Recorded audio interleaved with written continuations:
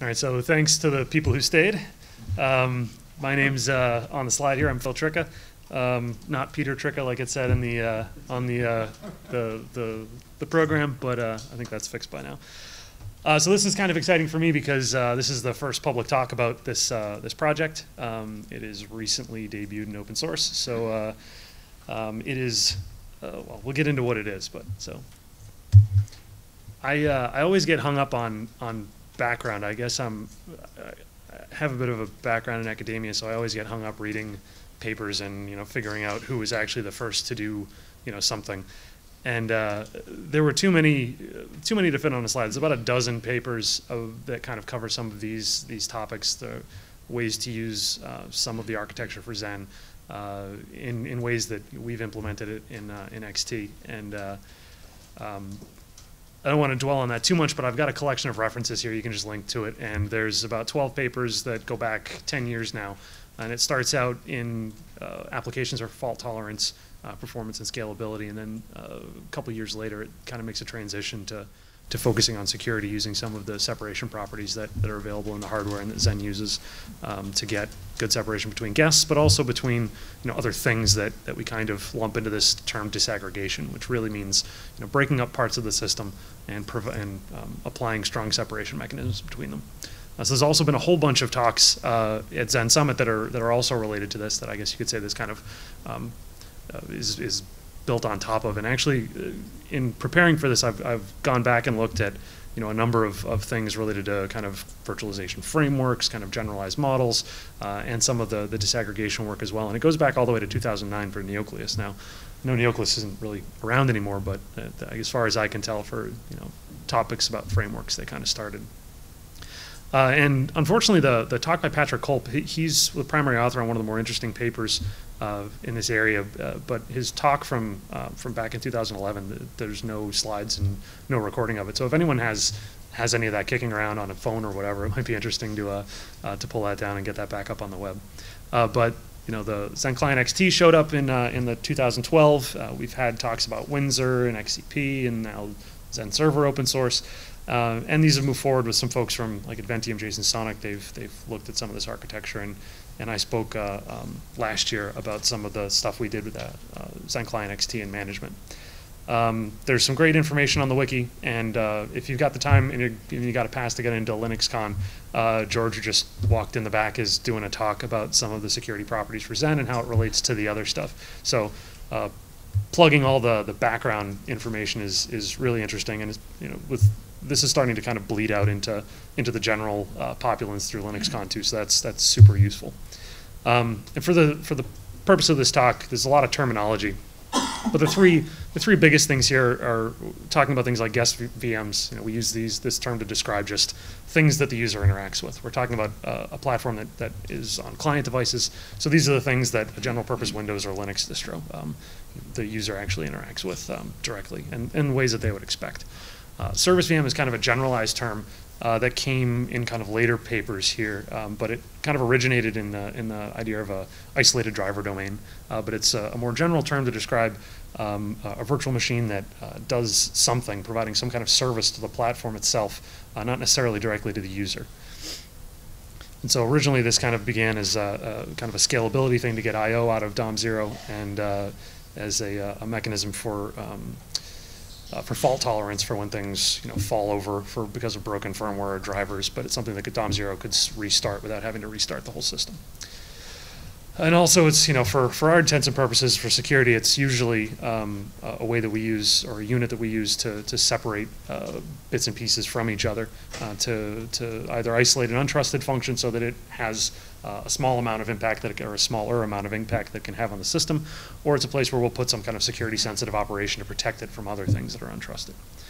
APIs actually become significantly more important in this because as you break things up, things that used to actually reside in the same domain, they have harder boundaries that they have to cross. And so, you lose things like regular inter-process communication mechanisms like you would normally have in like DOM0, and now you have things where you have to talk between virtual machines. And we have, there's some stuff that's in OpenXT now that that we've made attempts to upstream that didn't really go so well. So as part of building this community out, we're going to have to take a second look at that. And so this can, the APIs go all the way up and down the stack, whether at the lowest and kind of oldest APIs that live in the front-back device model, or for things like doing dbus over inter-VM communications. So this is just the classic disaggregation, where this purple box at the bottom is meant to represent a virtual machine that isolates an individual device from DOM0 and is exposed using the front-back device model to guests. The work that's done in OpenXT, that's been done in cubes, that's done in some of the XCP and Xen Server Windsor architecture is to use stuff like this. But also we go one step further and provide this kind of bump in the wire service. That's just another virtual machine that has a back, or rather a front-end driver that talks to the service VM hosting the device, but then itself provides another front end for the guest to consume. And in this way, you can take things like encryption or some kind of introspection service, remove it from a shared resource, and put it into a dedicated service VM that's consumed by the guest. So this has a nice, when you talk about things like encryption, it has a nice property where you can say that this isolated driver VM is only going to ever see encrypted traffic coming from the virtual machine, and that can remove it from a TCP type analysis, and you can say that it's security insensitive, and that it only, or security non-critical rather, and that it only ever sees encrypted traffic. When I spoke at Xen Summit last year, we were talking about some of the Xen Client XT architecture for removing the management components from DOM0 and to apply the service VM model to them as well. And the possibilities here are pretty interesting, especially when you start thinking about compatibility. If you actually want to have a management backend that can talk to a management agent on an OpenXT system, or on any system that implements a disaggregation model, you could actually have side-by-side management stacks that can talk to this kind of domain builder or DOM0 through, again, an API. And it could potentially provide interesting compatibility interfaces. This is taking one step away from the model that's typically applied to separate the individual devices, and starts to get into the application space. There's tons of interesting work that can be done here, and so I'm hoping that as OpenXT gets ramped up, we'll see this happen more and more. And again, this is a model that can be extended in the future, and I'm specifically interested in providing things or turning service VMs into this kind of unit for innovation on top of virtualization platforms, and that you can start taking things not just out of DOM0, but taking things out of what would normally run in user space on a virtual machine that the user would interact with, and providing this kind of like purpose-built appliance model where you could have these things running potentially on top of a unikernel if it's just a single implementation of an application. Things like layer 7 proxies. I mean, I can imagine a service VM where a squid proxy could sit and interpose on web traffic just to maybe reduce the amount of JavaScript that's going into your guest to some safe subset. I think the possibilities here are pretty big, especially when you start looking at the work that's going on now that was at NDIS this year for taking things like ClickOS, which was applying MiniOS to the click infrastructure for doing packet filtering, which is really interesting. I think people can take this probably in some interesting directions.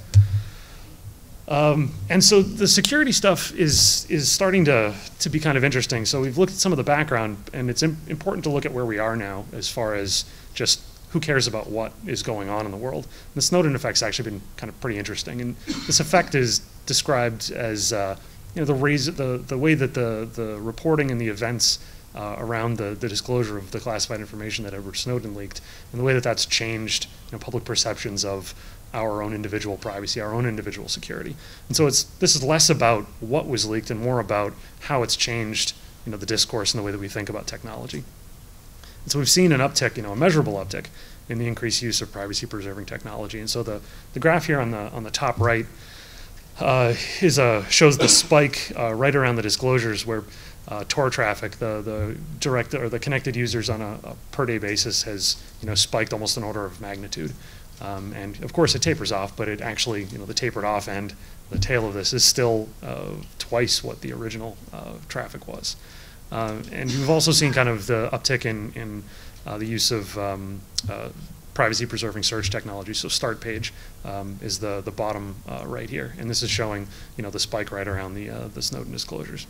There was actually a talk this year at DEF CON that referenced the SSL protected traffic increase from 1% to 3% of all internet traffic, which is still extremely small, but it's a threefold increase, which is pretty impressive as far as the use of SSL is concerned, and encryption in general. The one that kind of hits closest home for me is the direct kind of targeted attacks. Now, people that that are kind of part of this tinfoil hat brigade that that think about this type of stuff on a regular basis, they always know that targeted attacks happen. There's tons of instances of targeted attacks, either spear phishing or stuff like that. But this one hit really close to home because it was actually targeting the tech community, people who deal with high-value assets, whether or not it's networks or things like that. So the response from the community was pretty interesting around new innovations for security technologies. So things like BlackPhone was a product that was launched in this time. Protonet had an enormous crowdfunding campaign where they were asking for several $100,000 euros, and they ended up getting over 3 million. And Whisper Systems is still doing what they've been doing for a while, and they've put out even more interesting technologies. The stuff that the TrueCrypt audit's actually really interesting because this is an instance of an open source technology that tons of people use, but suddenly people started asking whether or not it's actually as safe to use as they thought it was, which is pretty remarkable as far as open source technology goes, because everyone always says that open source is more secure than closed source because you can examine the source code, but no one really does. Except for the case of TrueCrypt, where people actually got a bunch of money together and started analyzing the source code, which is kind of awesome. Tor Portal is actually was presented at Black Hat DEF CON this year, which was actually an inline hardware device that plugs into a USB port, shows up as a network device, and the Tor Portal itself just takes everything and shoves it through Tor. And if you actually look at that through the lens of virtualization, that looks a lot like a service VM to me. And Cryptech, actually, I just wanted to include it because it just shows the gambit of technology that has kind of happened out there, because Cryptech is actually an effort to build a custom a custom crypto device, a hardware encryption device that's open source all the way from the hardware spec up into the software to use it. So I think this is an interesting response, but the question is, I mean, it's only been 18 months, and the question is whether or not this actually produces real results, or if it really just increases, just shows an uptick in rhetoric. Are people using this as a marketing tool for security products, or is it actually causing positive outcomes? And the BlackPhone being hacked, in quotes, getting rooted at DEF CON in a couple minutes is may not be so encouraging. But again, this is an interesting case because BlackPhone is built on top of Android. Android is the platform that they've used to implement this security technology. And this goes back to some of the academic literature where we start talking about the inevitability of failures for the large systems and things that aren't necessarily segmented in the way that they need to be. And anyone who knows much about Android will tell you that it wasn't intended to be the basis for a highly secure system. And Protonet had some really interesting rhetoric and that they used in describing their products, but it was extremely effective and a little bit unfortunate, though, in that there have been some folks that have referred to their technology as NSA proof, which, well-funded and highly intelligent and highly determined attackers are very hard to beat. So who and what is OpenXT? That's really what we're here to talk about. All of that has just been really setting the stage, talking about the background, and talking about where how we got to where we are. The relevant timeline here goes back to 2012 when there was the last release of Zen Client XT, and then this release, what I'm calling 0.01 release of OpenXT. That people will probably disagree with me. Maybe that was our 1.0 release. I don't really think it's 1.0 quality, but we have a BOF scheduled for this room next, where I would really like to talk about what OpenXT 1.0 looks like. We've got all of the source code, all 59 repos, up on GitHub, and we have build instructions. This thing can be built from source code by anyone who's determined enough to read the documentation and follow the instructions therein. So the focus remains, what we've been working on before, this concept of disaggregation, finding a way to build a platform that has disaggregation as a core concept, and also platform and system integrity. We're very interested in the integrity state of these platforms, both at boot time and at runtime. Obviously, we're trying to make a case that there's benefits for security and scalability as well would be interesting. It's built using embedded methodology, and our target has been mainstream kind of client devices. But now that the source code is open source and it's an open source project, anyone who's determined to have an impact on it can, and they could lead this in any number of directions, which could include new device profiles, and it could be used for the folks that are looking to have a platform to demonstrate research topics. So this is a screenshot that I put up here. It looks just like this. This is the interface, and really, this is how you talk to DOM0. And this isn't actually DOM0. It's a virtual machine that just has a kind of a CRUD model for creating, deleting, and doing all that stuff to virtual machines.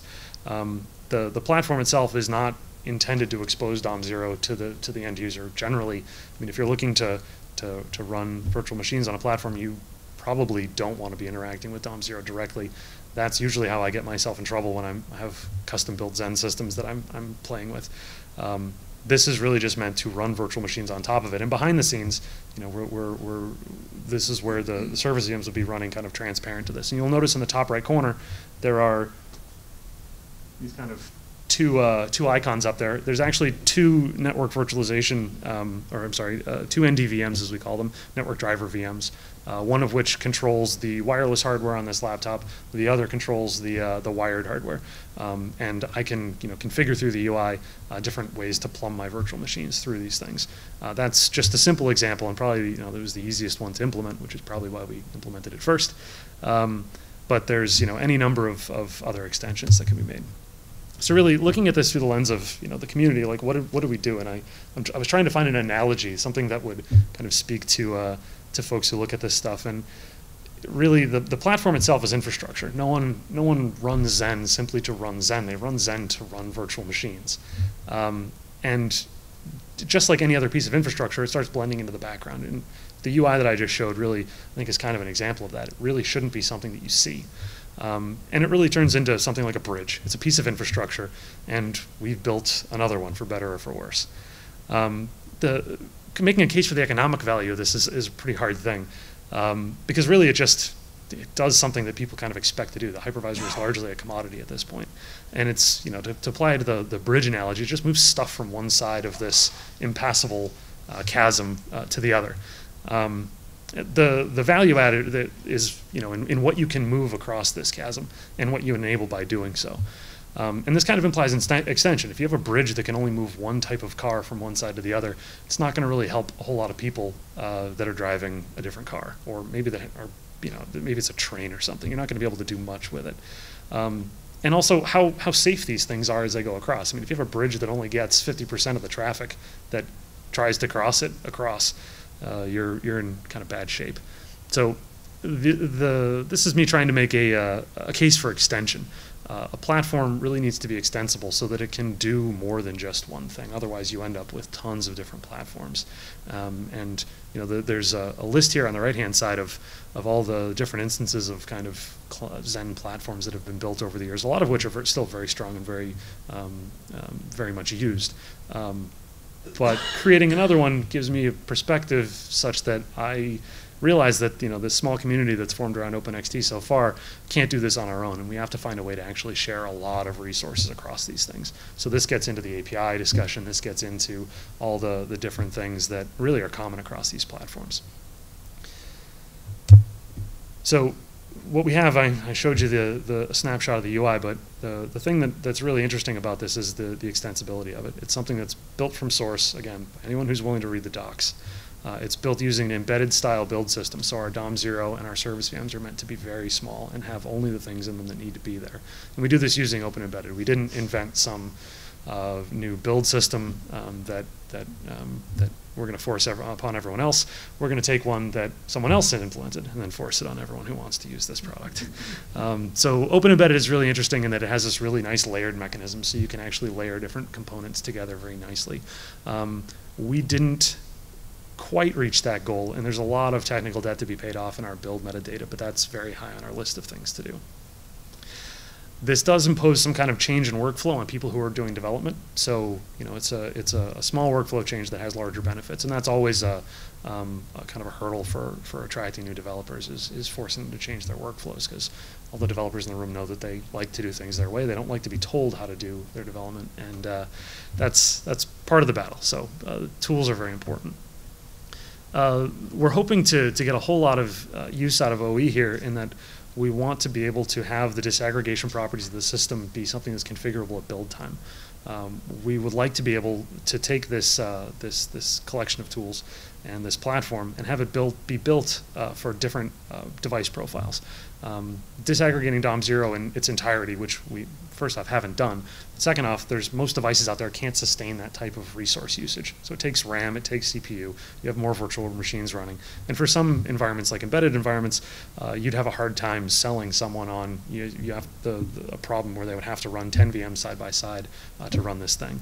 So at build time, this is something that we definitely want to be able to do so that it can scale, from embedded to this kind of cloud. And, I'm trying to make the case that everything in this platform is embedded, and really everything in the world around us is starting to become embedded. And it's taking us time to actually realize that. Having a general purpose Linux distro be your DOM0 is not the future as far as I can tell. These things need to be very small and very purpose-built.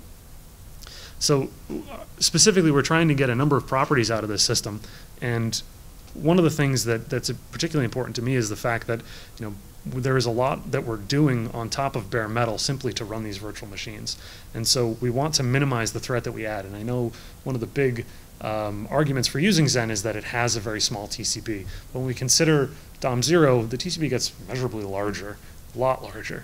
So we specifically want to minimize the additional risk that we pose to the platform by adding the virtualization layer. And a lot of that has to do with the integrity measurement architecture. And also we want us to improve the security properties where we possibly can. So this is the argument for disaggregation, taking things out of DOM0. And of course, I know there's always folks that argue for this defense in depth type architectures where you should be doing everything you possibly can. And I think I've made the case for using these things. So anytime where we have things like XSM or SE Linux available to us, one of the main goals of this project is to use those things, use the tools that are available to provide the security that you possibly can. So one of the reasons why we're out talking to everybody is we want stuff from you. It's not just that we have this awesome system that we want to force on you.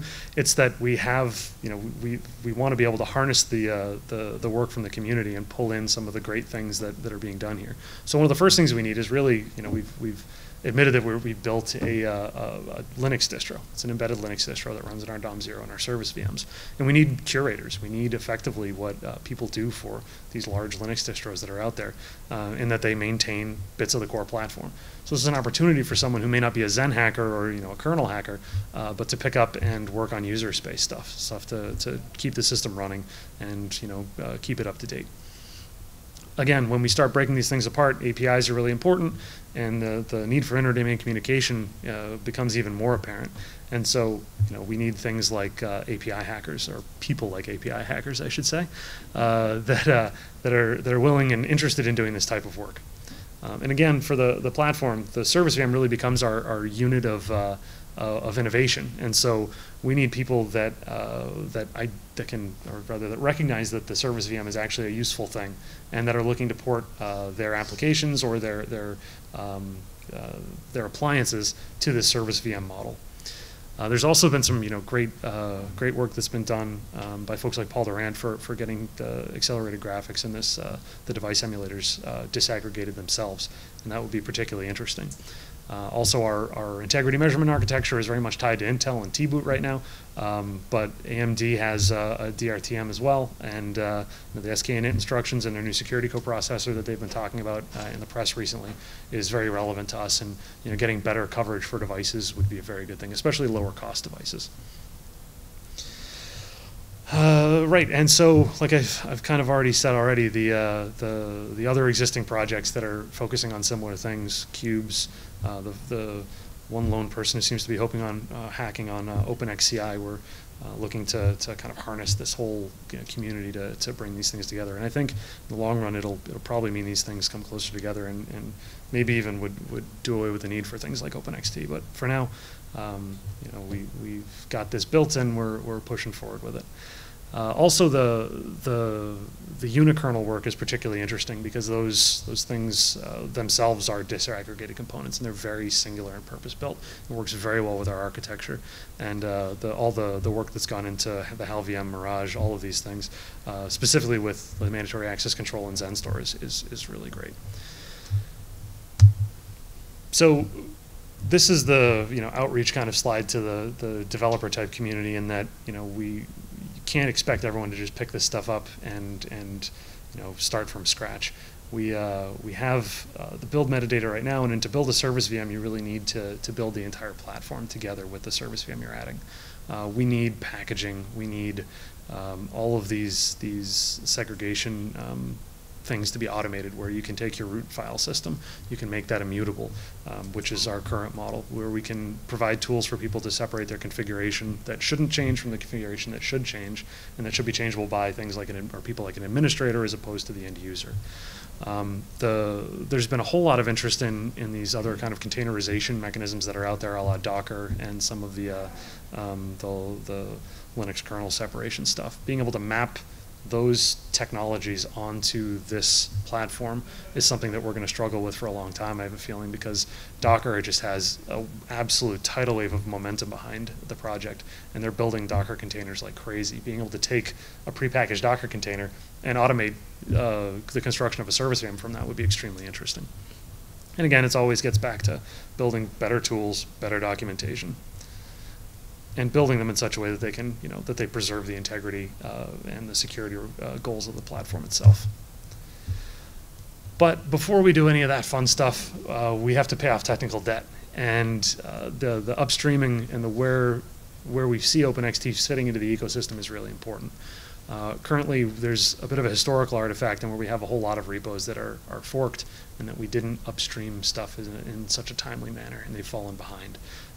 This is something that we know isn't sustainable, and I guess this is the slide where I kind of publicly flagellate myself. But this is the stuff that we're working to fix, and our goal is to find the real upstreams and not try to become the upstream for everything, because it just doesn't scale. We've already made a whole bunch of contributions to Upstream Open Embedded. Chris over here in the corner got a Zen recipe into meta virtualization that is slightly lagging behind the current version, but he's promised me he's going to stay on top of that. We've made a whole bunch of contributions to the meta SE Linux layer, and we maintain a layer that has the TPM and the TXT measurement architecture stuff in it. So we're trying to turn our build metadata and use the right open embedded layered architecture for that. So this is just a generic ecosystem slide where we kind of show where we fit in. We effectively end up being just a distro, and all of the upstream components feed into us, and it ends up being a packaging job. And so all the stuff on the left here, where all the upstreams start out, and you start feeding the data forward, and we start picking it up just like we were another open source distro. And once that ends up getting automated, and we start tracking the upstream in a reasonable way, the service VM architecture is something that we hope will take off and become this kind of unit of innovation for the platform itself. So right now we've got some infrastructure out there. We've got a homepage, we've got a GitHub account, and we've got a Google group where people are talking about this stuff. And our goal is to have this be as inclusive as possible. Anyone who wants to show up and start hacking on this, asking questions, posting patches, everyone's welcome. We haven't had a problem yet with our ability to handle the traffic of people sending commits, so I love for that to be an active problem for us. So that's pretty much all I've got today. Anyone who has any kind of opinions on the right way to do this, anyone who knows the speed bumps that are coming for us, if you have any opinions about how this should happen or how it should be worked, feel free to stick around. We've got a BOF scheduled, so we've got the room for the next half hour. Otherwise, I'm going to drive my agenda and just start talking about what our 1.0 release should look like, and whether or not that's an achievable goal in the near future.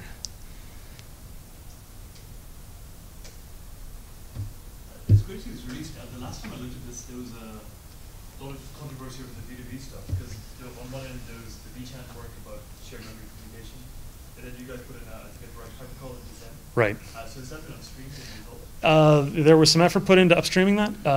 The mailing list has all the history there, and it's right. Yeah, and I don't expect you to. The end result is that it's not a model that Zen is going to take on. It doesn't scale to the levels that Zen would require, and there's a number of resource contention issues with the mechanisms that were put into Zen itself. We've had a chance to chat with Dave Vrabel about the right way to do this.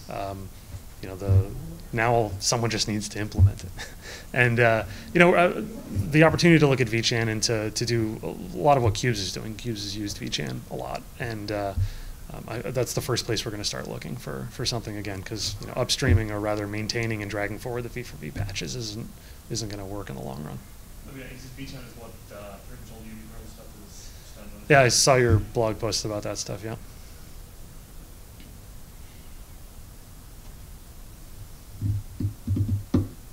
Thanks for coming.